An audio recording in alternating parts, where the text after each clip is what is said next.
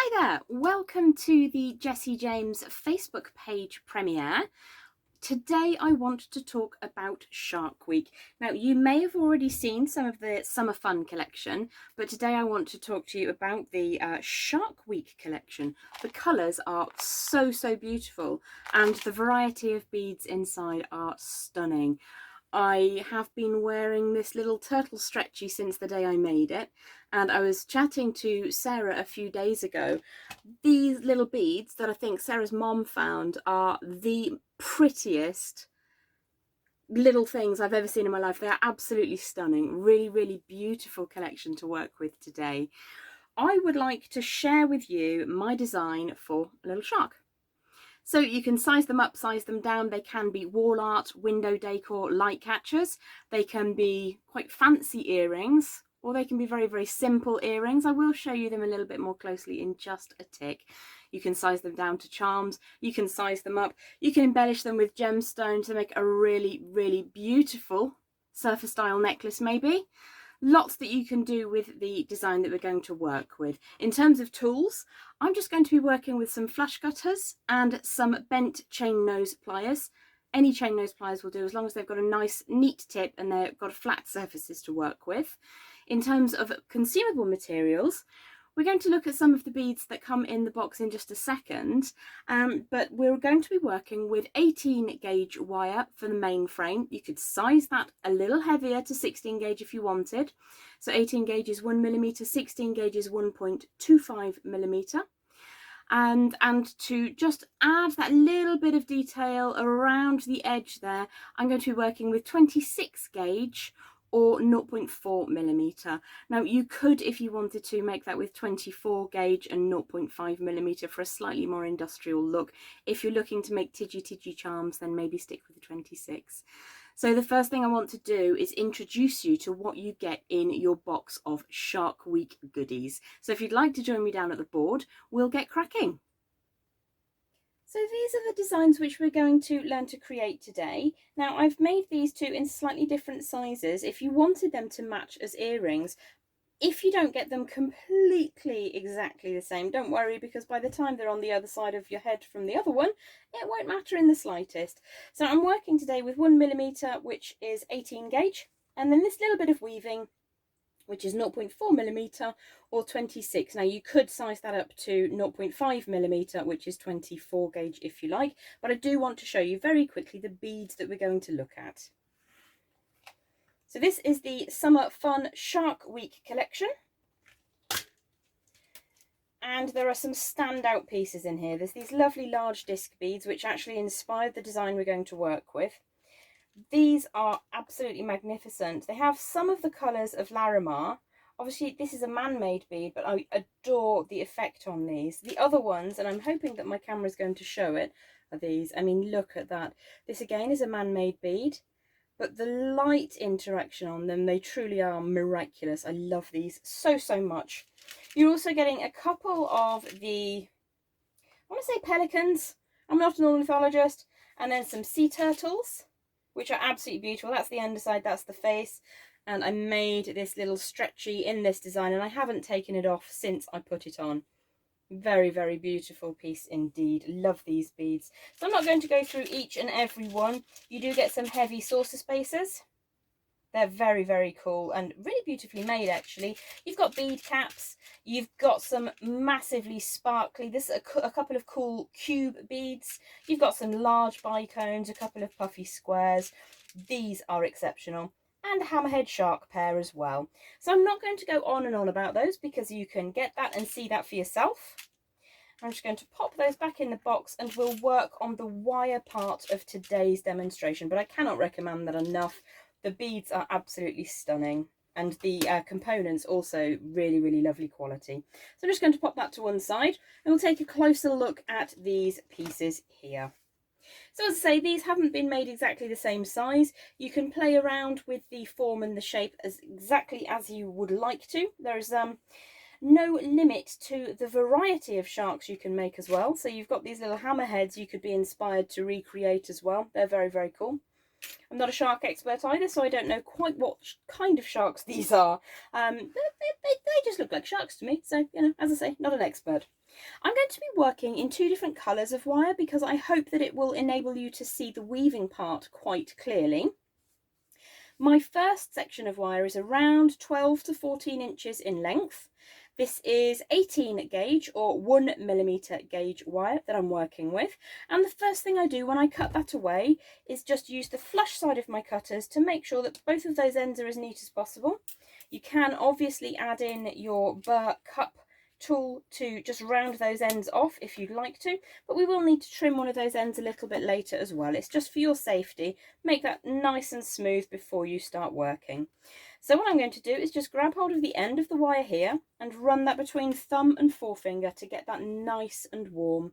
If you're respectful of your wire, it will be respectful of you. And if you treat it in a really delicate way to begin with, it will actually do quite miraculous things for you. So that's like 3 or 4 times maybe that I've just run thumb and forefinger over the wire to get some nice warmth and smoothness into it. If there are any little kinks on the end, if you feel better about getting rid of those, we do have a couple of contingency measures. So 12 to 14 inches is quite a generous amount. And that's because sometimes when you unspool the wire, you do get little marks and bits and pieces on there that you don't see when you're measuring. So you've got a bit of space to cut that away. So what we're going to do is start by creating the back of the shark. I'm going to go up and over in this direction. So what I would do is I would switch to my dominant hand, which is right, and I just apply a little extra heat to get that first nice little bend in the wire. So I'm not going to make this terribly small today, just because it's easier to show you, but you can make this literally any size that you want to. So what I might do is just pop that one up in the other corner so I can refer to it without knocking it over. We're going to draw the wire around to create that nice, almost like a little hill, and then a gentle slope coming down before we create our first of those. I think they're called pectoral fins, but like I say, I'm not a shark expert. And what we're going to do is before we make that bend, we're going to come down further than where we started. So if I put the start line on this small line in my board, I'm going to come a little bit further down. So I need a greater bend here, or we'll end up with a huge shark. So I'm just going to come a little bit past there, maybe 1/4 of an inch past that start point. And what I'm going to do is put my pliers underneath. I'm using my bent chain nose pliers today and create a really sharp angle coming up and away. If that doesn't become sharp the first time, what you can do is offer those pliers back in and give that a bit of a just forwards and backwards motion, not too much, but just to make a nice sharp angle there. And you can straighten the back of the shark as well, just give that a nice bit of form. So we've got quite a decent V going on, and I want the long tail of the wire to come a little bit more southerly before I put the tip on that fin. I'm going to draw that around little by little so that I can control the shape and the size before I decide that that's exactly the size that I'm looking for. That looks pretty reasonable to me. Looks quite like a large piece. Like I say, perhaps if you're making earrings, then you would want to size this down a little bit. And I'm going to, as I say, put a little bit of firmness in that wire just by opening and closing the pliers, and making sure that I'm happy with the tightness of that angle on the end of the fin. So what I want to do is imagine the line of the back is continuing on down, and that's where I want my angle to come out. So it's very easy to put that a little bit too high or a little bit too low. So we want that to be as if the back body was continuing, and what we're looking at is a protrusion. And as I say, a little bit of forwards and backwards, and what you can do is generate a much sharper bend by moving that a couple of times, and you can re-straighten down here. So we're only going to come a very small distance, maybe even just 1/8 of an inch, before we start bringing that round to form the nose of our shark. So what I'm going to do is hold on to the section that we've just created and then push that bit of wire around so that there's a definitive bend, but it's not going to be sharp like these other bends we've created. If you find that that fin isn't as sharp on the tip as you'd like it to be, you need to support the whole of the fin, turn your pliers over, and just give that very, very gentle, small movements to pull that more firmly in together. So what we're going to do now is continue with that nose. Just going to stroke the wire around to get that nice and warm, and bring that down to create the nose of the shark. I like to think of it as a nose. I don't know what it's actually called. It's where its mouth is. So I'm going to open and close that just 2 or 3 times until I get quite a nice point on it. It doesn't need to be super pointy, just nice enough. And then what we're going to do is come back up the same distance as we've come from our first very gentle little angle down to the point. We're going to try and replicate that on the other side. So quite a gentle angle here. And then that 1/8 of an inch or so before we pull out to the side to generate quite a sharp bend to create that other fin. So I think the dorsal's the one on the back and the pectoral's the one on the side. I genuinely don't know. So I'm going to try and replicate the size of the fin that we started with over here. Draw the wire back around and then work on sharpening up. So what it's smart to do is get your angles in. So I'm going to push the wire out. So it's going to continue round to create the tail in just a moment. And once I'm happy with the positioning just here of the continuance of the body, if you make an error, what you can do is just very gently roll that round and then re-sharpen the angle. So I'm going to just put a little bit of a point on the tip of that one. And it is all about gentle movements before I give that a squeeze in the flat. Now with this design,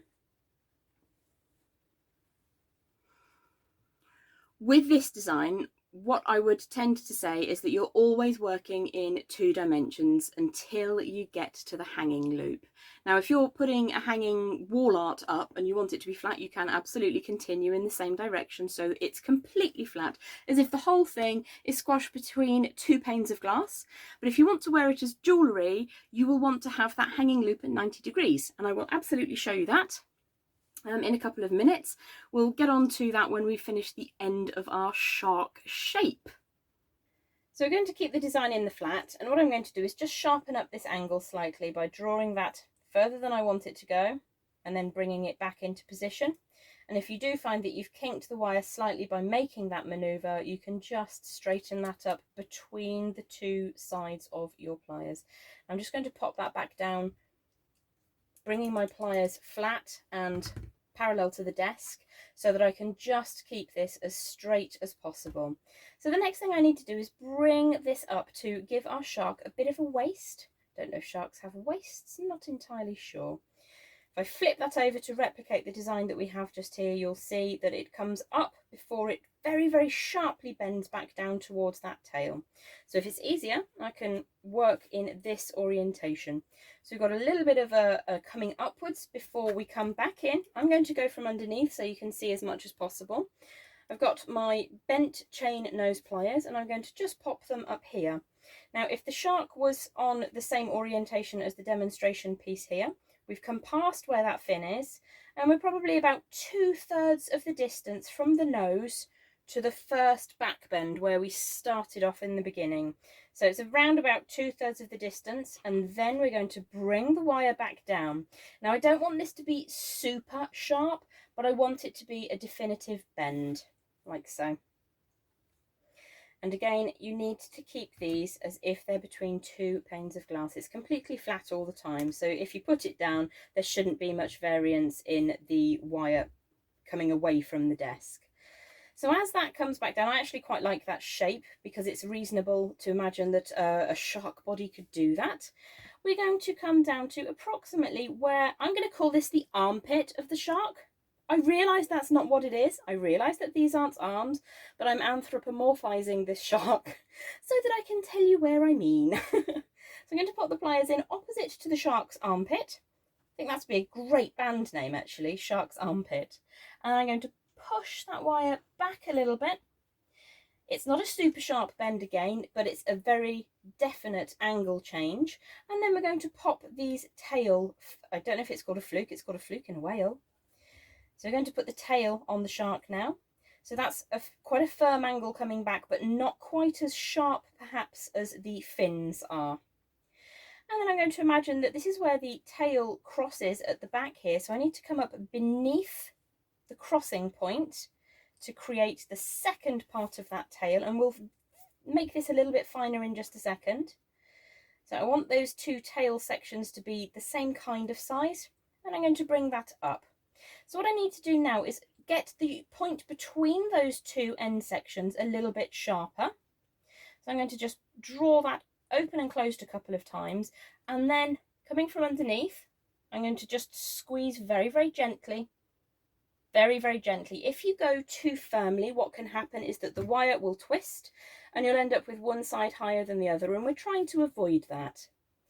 So what we need to do now is just get the angles looking aesthetically as you can imagine them to be. So again, if you've deformed the wire slightly, you can just pop the pliers in there and get that to look how you want it to. I'm not going to make these super pointy, but you could make them sharper if you'd like to. It's your shark, you can do as you please. So where that first bend for the tail is, I'm going to try and replicate that and bring that wire out slightly. What I'm going to do is bring it out further than I need, because what we need to do now is bring that back around, get the wire up here nice and warm, and then flip the wire around without losing the sharpness of that angle so that it sits over the top of that first back section. Now, if you feel that there's too much back up here, because we warmed our wire so beautifully, we can just turn this around until it sits exactly where you want it to sit. If you want to add a little bit more warmth, you absolutely can. I'm just going to give that a couple of little moments where I'm straightening it from two directions, drawing that down into position, and then as I draw the long residue tail of wire over the top, it's going to start looking right. It'll just look right. So for me, I think what I need to do is draw these two tail sections a little bit closer together so that I can get that angle just right. Like I say, I'm not an expert on sharks. And then I'm going to curl this back bit in ever so slightly so that this can come up and around. It's looking a bit more like the tail of a mermaid at the moment, so I'm just going to fiddle with that until it makes me happy. And then what I'm going to do, once I'm pleased with the overall shape, I think maybe that needs to just go a little bit further around. When I'm pleased with the overall shape, what I need to do is pinch the end where we started very, very tightly and draw the tail of the wire, not the tail of the shark, up and around to a balance point. Now, the central balance is actually quite tricky to find. You could try and see whereabouts that balance point is, but because you've still got so much of a residue here, it's going to pull that out of true. So in my experience, it's around about just above where the bend in the shark is. So I'm going to turn a right angle on the residue of wire up and away, like so. And I want that to be a super sharp angle. So I'm going to take that past where I need it to be and then draw it back into position and then push that down so that it replicates the shape of the original part of the shark underneath. So what I'm looking for really is for you to be happy with the shark shape. You can use this to create any shape that you like. If you go to your favourite internet browser and search for line drawings or wire drawings, you can find lots and lots of free images which show you interesting and varied line drawings of whatever you fancy. It could be a volcano, it could be a palm tree. The technique for this is going to be exactly the same, but utilising those free resources on the internet will enable you to kind of find your own flow, and you can then create pretty much anything you want that you can be inspired by. So we're going to continue with our shark now, and I'll show you how to make that wrapped loop for hanging. Like I say, you can make them for earrings or whatever you fancy. So what I'm going to do now is show you how to make a wrapped loop from which you can hang your shark form. I'm going to show you that in 90 degrees opposition to the shape of your shark. So your shark is on the flat like so, and the loop is 90 degrees opposite. And that's because when you pop that onto a chain or whatever to hang it around your neck or from the earrings, you may want it to sit flat like so. If you are going to make this to hang on a wall, you may prefer to keep that loop in the same orientation as the shark itself. It's entirely up to you. So if we're going to go for 90 degrees opposite, I will bring the pliers in like so. I'm going to take them maybe a 1/4 of an inch, maybe 1/8 of an inch up. Let's have a look. Yeah, more like 1/8 of an inch up from that final bend. I'm going to draw that wire forwards. I'm then going to pop in with my round bail making pliers. These are 6-step bail makers. And I'm going to probably use number 4. That's quite a useful size for making a general bail. I create that half moon shape first by rolling the bail makers into position, and then I'll take the tail of the wire all the way around to finish off. If I remove those bail makers, you can see it's a reasonably good round form. You can obviously take a little bit more time to get that perfect. What I'm doing here is I'm using the flat surfaces of my bent chain nose pliers to work hard on that loop shape. I'm not pressing down anywhere 2 wires cross over. I'm only pressing down where a single strand of wire occurs. So I'm going to take this tail of wire and I'm going to wrap it all the way around that neck that we've created. So my hand gets in the way a little bit at some point. What I can do is flip the pliers if you prefer, so you can see the whole of that process. Take the tail all the way around. Try to keep that nice and flat. Flip it over, and then I'm just going to take the tail. I'm currently working with raw copper wire, which is super, super soft. If you're going to wear this as jewellery, you probably don't want to go for anything less than an 18 gauge wire. However, if you're practicing and you want to practice shape making, you absolutely can use a slightly lighter gauge of wire. If it's for wall art, it will probably last quite nicely anyway, but jewellery, you will definitely want to keep it 18, 16, maybe even 14 gauge once you get to grip with forming those shapes. So I'm just going to fill the neck that we've just created up to the loop, and then I'm going to trim away that excess. Make sure that you cut the correct wire. We only want to cut the excess away. We don't want to cut the shark or jump the shark. So I've only got a little bit of wastage that's going in my scrap pot. And then you've got this little tail which we need to tuck away like so. Small movements, and just get that to sit super neatly into the design so you can hide that away. And where that ends is often what dictates which direction you want to view your shark in. So I'm actually quite pleased with that shape, despite it being made in one shot. I obviously spent a little bit more time on these, just getting them perfect. What I'm going to do now is bring in my slightly finer gauge wire, and I'm going to use, let me just have a look, it comes on a big reel. This is a German style 26 gauge or 0.4 millimeter. I'm going to take again around about the 12 inches or so. And that should be more than plenty to bring this design together. When I am working at weaving 2 sections of wire together, which is what we're looking to achieve here, I will often start halfway along the design, like so, halfway along the area that we want to fill. And what we want to do is we need to connect all of the section from here to here. And you can have a little bit going either side if you'd like to. So I would probably go about halfway along my finer gauge of wire and just draw that maybe a third in. So around about here, I'm just going to pop that over the top. I'm going to take the tail, I'm going to take it around the outside of the shark shape, up inside the shark shape. And what I want to do is for this to wrap 3 times around just the outer section of the back there. So that's 1, that's 2, that's a 3rd time visually.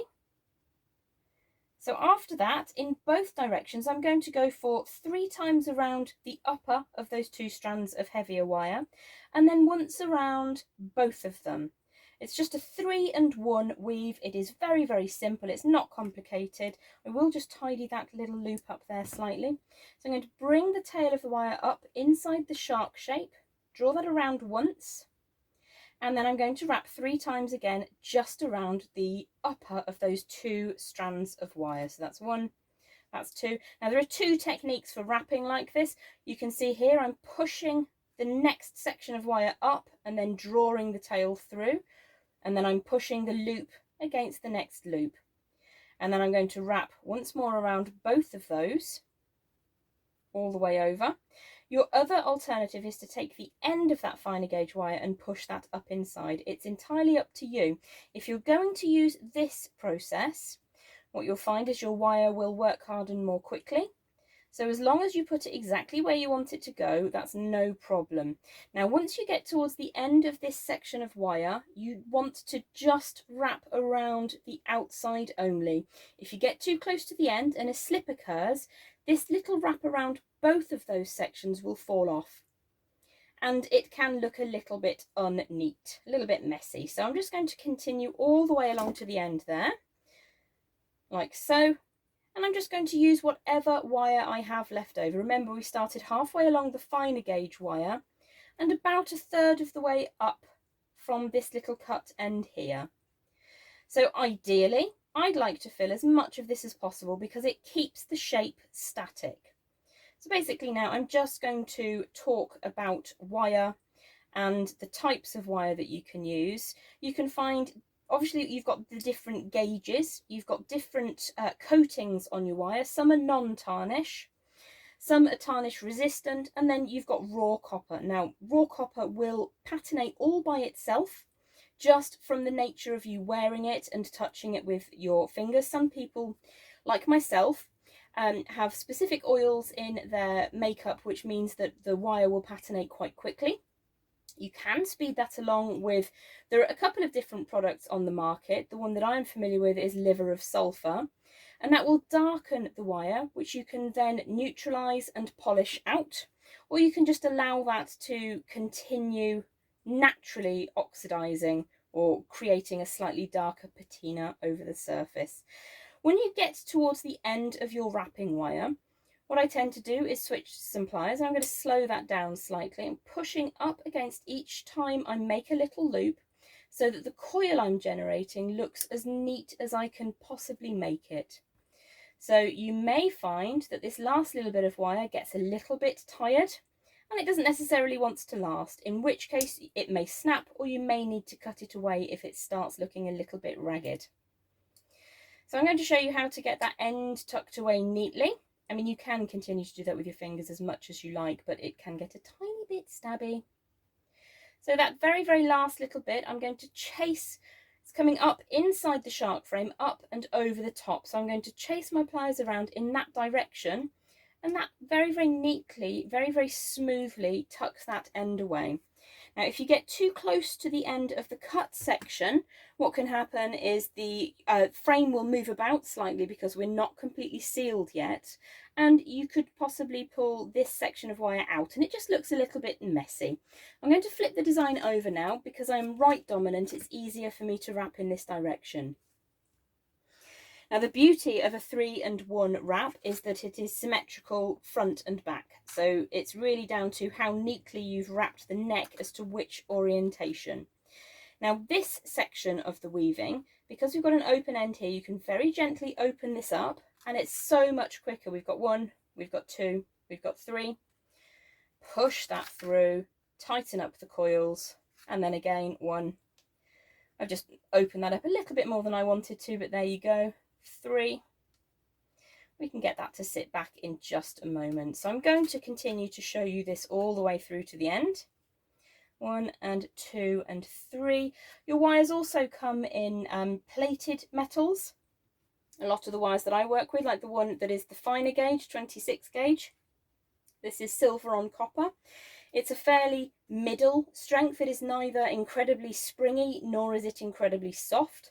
For me, it's what I'm used to, and it makes, I really enjoy working with it. So your German style, you could at this stage be using 0.5mm, which is equivalent to 24 gauge, and you'll just end up with a slightly more heavy look, as it were. So the wire is starting to get a little bit tense, and what can happen is it gets a tad baggy. So we're just going to push that up neatly. You do need to have a good pinching hand.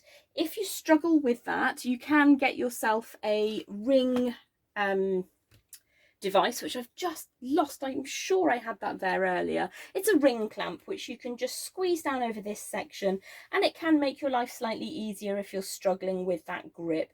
For short periods of weaving, as we're doing today with our Shark Week shark, it shouldn't be too tricky, but if you do find that tricky, ring clamps are really very affordable and very, very useful. I don't tend to set faceted gemstones in rings, I tend to weave them into rings. So for me, I've actually never used my ring clamp for clamping a ring. That's 1 and 2 and 3. Now when you get to the end of your infill section, you've got some choices. You could replicate what's happened here, which I think is what I'm going to do. I may be able to get one more double wrap in there, so I'm just going to squeeze that up as tightly as I can. I'm going to pull that tail over the top and into position. Now that doesn't look too pretty to me, so I think I'm just going to switch to single wrapping around the back of the shark. What this will do is just tie everything neatly into position, and you'll find that this slips less once you have used both of those end sections of wire. So I'm just going to chase that around quite rapidly now until I get towards the end, and I can tighten that up and then push that out of the way. Just going to put the pliers in the opposite direction. That can sometimes just be all it takes to make something slightly less tricky. So there is your shark. Let's have a closer look up here. So here's the little shark form that we've created today. You could absolutely embellish that much further. There are tutorials on my YouTube channel dedicated to wrapping gems or beads onto a frame, and I can pop that link into the comments in a minute. So you could embellish the shape further if you wanted to, or you could indeed add one of the beads from that beautiful Shark Week box into the top before you add that wrapped loop, and I've got some tutorials showing you how to add beads in there as well. So I hope that you've enjoyed that, and what we will do is in a second we'll move on to a bonus tutorial. So this is one of the beads from that beautiful Shark Week box collection, and this is actually what inspired me to show you how to create the shark form that we've worked with a little bit earlier. So one of the things that you can do with coin beads is pop them into a really very, very neat pendant design. Now what you could do is pair these up, because these beads are quite light for earrings. But I think as an individual piece for a pendant, they're really, really beautiful. So I'm going to be working again with 1mm, which is 18 gauge, or 1.25mm, which is 16 gauge. Let me just see what I've got here. This actually feels like 16 gauge, so that's what we're going to work with. I'm going to pop my sharks out of the way for now. We'll have a quick look at those before we go home. So if you'd fancy working with wire to capture one of these gorgeous Shark Week beads, and even you could have a pair of earrings like this. I mean, I would 100% rock asymmetric earrings. That's not a problem for me at all. So if I pop this one up in the corner, I'll show you the absolute basics of creating a form like so. Now you would generally need about 18 inches of your wire. This is going to be 16 gauge in the raw copper, and you could work in 18 gauge if you prefer, which is 1mm. So we're going to start with a very basic spiral, for which I need my round nose pliers. I'm going to start off with a fairly relaxed spiral. It doesn't need to be perfect, but those two, the very end section should be very close to the coil as it moves on round. And what we're going to do is just keep our bead in position so we can see we're looking to get a couple of passes of wire circling out from that centre, but not so much that it makes the overall piece heavy. So I'm opening and closing my flat facing pliers. In this case, I'm working with bent chain nose pliers, and I'm just very, very gently creating a spiral until that's around about the same size as the bead we're working with.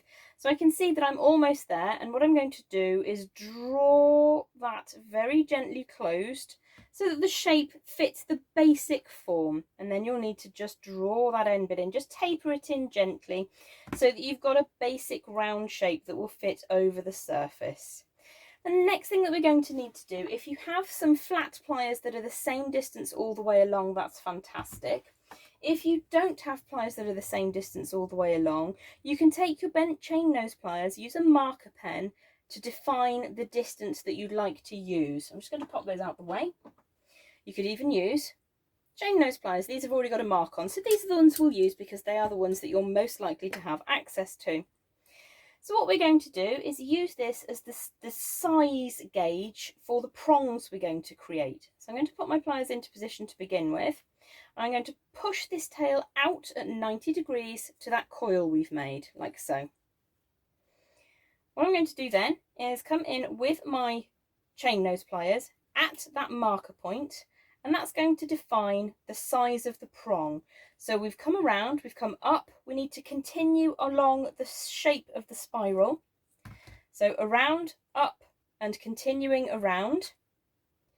And this is one of those techniques that gets better the more you practice. I'm going to pinch the underside, which is the section which comes up at 90 degrees. And I'm going to draw that tail all the way down so it creates that racetrack hairpin loop. I'm going to draw the wire out of the way so it doesn't get under my feet, and then I'm going to close that up gently, like so. Not completely closed because I want to pop the end of my pliers in and then continue around that spiral. And we only really need 4 prongs. You can get away with 3 if you don't want to cover too much of the surface of your bead. This needs to be at 90 degrees, so it's slightly coming over to one side. So what I would do, just bring the pliers in and straighten that up until I'm happy with the shape. That's a little bit closer. And then what I'm going to do is continue with the wire around the outer edge of the spiral. And I'm going to go round, I think, for 4 prongs today, like so. Draw that all the way around. And if you imagine that's the cardinal points of the compass, or that's 12 o'clock, we're going to make another bend at 3 o'clock.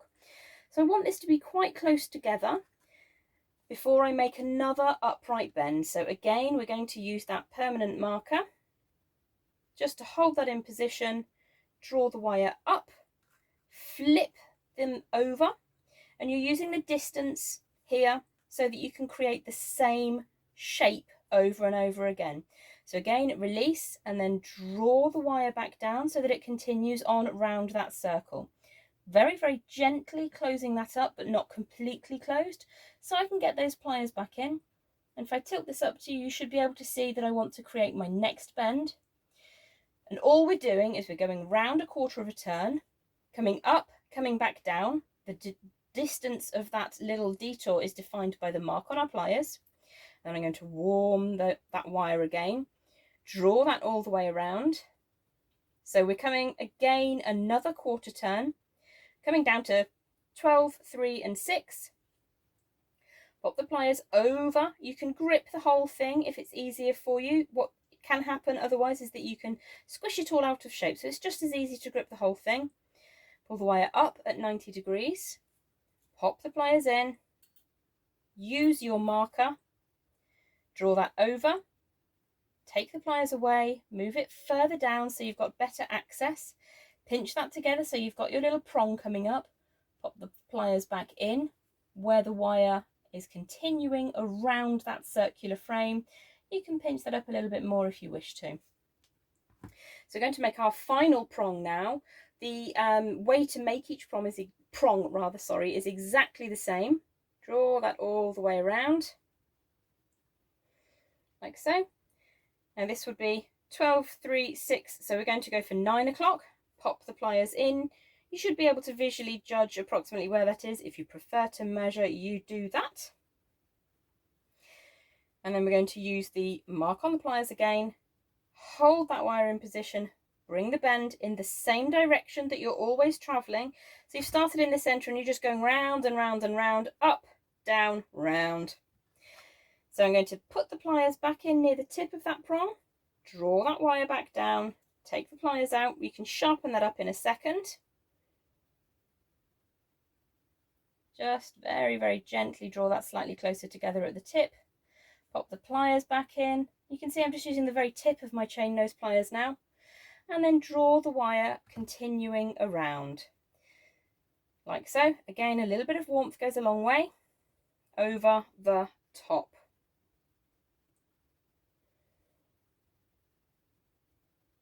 Now, where you want your hanging loop to come out is entirely up to you. I think I would like it to come out on top of this prong here. So I'm going to put a right angle bend in that for now. So this is what I mean by making a little ammonite shape. It's obviously not exactly the same as the beautiful fossil, the ammonite, but it is a spiral with a little bit of very slight weaving just to hold everything together securely. So I'll show you how to do that step next. So with this example, I used many prongs, and I decided after I'd done it that it hid far too much of the bead. So I recreated it with just the 4 prongs, and I'm going to show you that now, but with some silver coloured wire so that you can see a little bit more easily how it all comes together. So I've got a big old reel of the silver coloured wire just here, and I'm going to free myself off probably be best to use about 18 inches just to make sure that you have plenty. Can get a little bit unwieldy with those longer lengths, but it's not the end of the world. You can always add a little bit more in if it's tricky for you. So what we're looking to do really is to provide some strength from the central piece to the edges and hold everything together so your bead can't escape. To be fair, it's fairly unlikely to go anywhere anyway, but if you want your jewellery to last a long time, you'll definitely want to join this outer circuit of the wire, which has the prongs created on it, with the inner circuits. So at the very least, what we're going to do is just wind a couple of times around somewhere in the centre here. So I'm going to pass underneath with my finer gauge of wire, and I'm just going to wrap the end about 3 times around that central spiral. So it's a little bit tricky to do it to camera. 1 and 2. Push that up inside, and what we'd be looking to do is to have the end of the wire away from any potential interactions with skin or hair. I'm just going to turn that over to show you what I mean. I'm going to take that end section and push it up inside the design, and that's probably where we'll cut that away. Bring that tail up inside and then just trim that away. We will, as ever, give that a bit of a neatening down so that it doesn't impact the back of the bead once that's in position. So once you've got a good place to start, we're just going to move around the spiral gently and weave together the outer and the inner sections. When you're working with a slightly longer length of wire, it does really tend to just kind of catch on everything going. So what I'm going to do is just look for a place where that might look quite nice. So I'm just going to cross over from one side to the other. I'm going to wrap twice around the outer. Now it's entirely up to you. You could wrap those 2 edges together, the inner spiral and the outer spiral, however you fancy, but I'm just going to wrap twice around there and then push the wire back down the centre. I'm going to post the tail up inside that spiral, draw it neatly all the way through, and make sure that that's flat before I continue with the next step. So rather than wrapping multitudes of times around the centre, I would just wrap twice. So down, in between everything that's going on. The wire is a little bit springy today. So that's all the way around once, and then a second time up inside that spiral. I'm supporting the wire with my other fingers, pull that all the way around, and then take the tail and post it down inside the spiral. So I'm just going to wrap twice on each surface, as it were, so inside the spiral and then the outside. You can be much more delicate and fine with this. You can create a really beautiful pattern, but what I'm trying to show you is the technique is basically holding everything together. So twice around the outside, down in between, and then take the tail of the wire, post that up through the very centre of that spiral, support the wire through and around, and now you've got a choice. We can just open the spiral up or close it up a little bit, wherever it sits most comfortably for you, whatever looks best. And I'm going to take that tail of wire down and around once, and then a second time, and then I'm going to push the centre of the wire down through the middle there, and then come up again near one of those little upright posts that we've generated that is going to hold the bead into position. Twice around the outside, post the wire down the middle, and then back up inside the next layer of that spiral. And once the wire comes up through, I can guide that through carefully and show you where that's coming to. So rather than being in the very central section, we're now moving out slightly on the next piece. So wire down in between the inner and the outer. It's getting a little bit tense, so I need to be super careful not to overstress it. When you're working with finer wire, it really does pay not to smooth it through your hands too many times. Although it's very tempting to do that to get a nice smooth finish, you will kind of overwork the wire slightly. So twice around the coil that's moving away from the centre, twice around the outside. And as I say, you can be much more fanciful with how you weave this all together, but the basic technique is there.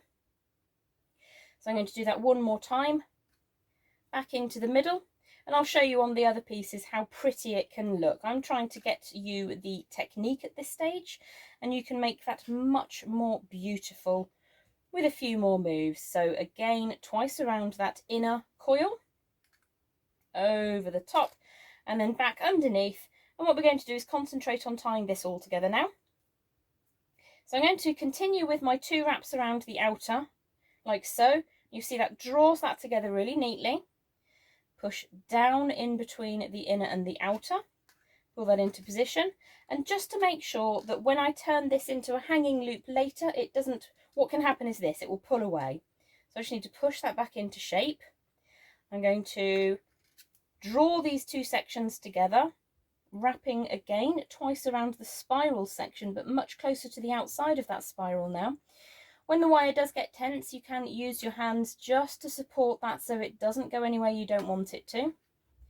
Push up through the centre again, and then I'm going to draw everything together near the top with some extra wraps, just to make sure that it's super safe. So I'm going to go twice around the outer ones, 1 and 2, and that's actually starting to look really safe and secure. So just find a place to finish off. What I might do is just go around the outside a few times, just to get a really good tight grip with that lighter gauge of wire. And then just one more pass around one of those inner pieces to ensure that everything is nice and secure. So twice around here. When you're coming to the end of your wire, you're at the end of your finer gauge wire, I never wrap around more than 1 to finish. You will need to be wrapping around a single piece of wire to get that security. So I've just taken the very outer wire now, I've tied them together, and then I'm taking the tail of the wire all the way through. I think I need to just tighten that up slightly. There's a bit of a loop that's still loose. I'm just going to pull that through. Give that a nice neat tighten, and there we go. So you can see I've gone around the very, very outer and the next one in, and then I'm finishing off by circling 3 times around a single piece of wire. I'm going to trim away the excess, and then just tuck that tail inside so it doesn't catch on anything. So give it a nice squeeze, make sure that's tucked away. If I show you on here, that one's quite scrappy. This was the piece I really wanted to show you. You can be a little bit more pretty with it. So the next thing that we need to do, you will of course create that wrapped loop a little bit later, but we need to turn these prongs over. So before you start bending them, just make sure that they're completely upright at 90 degrees to the outer of your frame. And then what we will do is very gently open them outwards, just a little bit. Before, and you may like to use 2 pairs of pliers for this, I'm going to support the lower part of each of the prongs and turn the upper part of the prong inwards. Now the reason I pull these outwards before I do that is because it enables me to get the coin bead into position. So support the lower part of that prong. I'm not crushing any wire where a second wire passes over it. I'm supporting only the lower part of the prong. I'm using the outer edge of my bent chain nose pliers to generate a curve over the top, and I'm going to repeat that 4 times, supporting the prong at the very base of the prong, and then you can take that out ever so slightly from the frame, generate a bend, and then one last time with this 12 o'clock prong. So again, I'm not touching anywhere where finer wires are resting on larger wires. I'm just turning the end inwards, and then it's a case of wriggling those outwards ever so slightly so that you can pop your bead into position, and then very gently pushing them back in. Now I tend to go again the cardinal points of the compass, so I'm going to start here at 3 o'clock or east, then I'm going to go west, and then I'm going to go south and then north, and just push those in by hand. Sometimes they will go slightly awry, so using the outer edge of my bent chain nose pliers, I'm just going to straighten that up. If you go in with the underside, you can scratch the surface of your bead. Now, very, very gently, if you have some nylon pliers, you can gently push those down, but the risk is that you will shatter your bead. So I always do this by hand, and it's one of the reasons I like to use the 1mm or 18 gauge wire rather than a heavier gauge wire. So when you spend a little bit more time doing it than I have just now, you can get a really neat effect. You can number up the prongs, or you can make a much more pretty backing to that spiral. That's got quite an elongated neck on it. So this one, if I didn't like it and I decided it wasn't any good, I'm just going to open those prongs out like so. I'm going to pop that one inside here instead. These are very, very long prongs, so they'll sit over the surface of the bead. I used my mark on my pliers to generate much shorter beads. So that's around about 1/8 of an inch across at that position, and you can really play with the number of prongs that you want to use, but you get the idea of how that works. You could even link those together if you wanted to, or as I said earlier, have them as equal and opposite earrings. So if you wanted an asymmetric pair, then you've got an asymmetric pair of earrings or individual pendants. I hope that you've enjoyed this section of the tutorial. It's a little bit more advanced, but with a little practice, you can get to prong setting. So enjoy Shark Week. The kits are absolutely stunning. They're really, really beautiful colours, as I said. Here's a box that I've got open. It's the colours that are so exciting. Really, really summery and beautiful. This reminds me of being in the Caribbean. Stunning, stunning tones. Thank you so much for hanging out with me today. I'm going to be around in the comments, so if there's anything that you need clarification on, or if you wanted to ask me anything, any Q&A, just give me a shout. Before I sign off, I am just going to show you what I popped onto my new favourite stretchy. So I centred the turtle bead, and then I had those beautiful blue sort of mottled surface beads. Some of the larger spirals, some of the smaller spirals, and these absolutely stunning. I cannot catch my breath with these. They are so, so beautiful. The colours in them, it's like the absolute finest rainbow moonstone, but I've never seen rainbow moonstone this good. And I just tied my stretch magic at the back, popped in about 3 or 4 surgeon's knots, covered with a clear nail varnish, a very inexpensive one, allowed that to cure for 24 hours before trimming away, and then I used the Beadalon patterned crimp cover. You can, of course, if you prefer, use a much larger bead and just put it to one side of the knot, as long as it's got a large core. You can then slide the large one over the knot, and I've finished a lot of my stretches that way. But I really do, genuinely, I have fallen in love with this box, the Summer Fun collection. They are so, so cool, all of them. But Shark Week, the colours are amazing. Thank you so much for having me back again here on the Jessie James Beads Facebook premiere. I hope you're having a beautiful day. As I said, I'll be around in the comments if there's anything you wanted to ask, and I'll see you again very, very soon.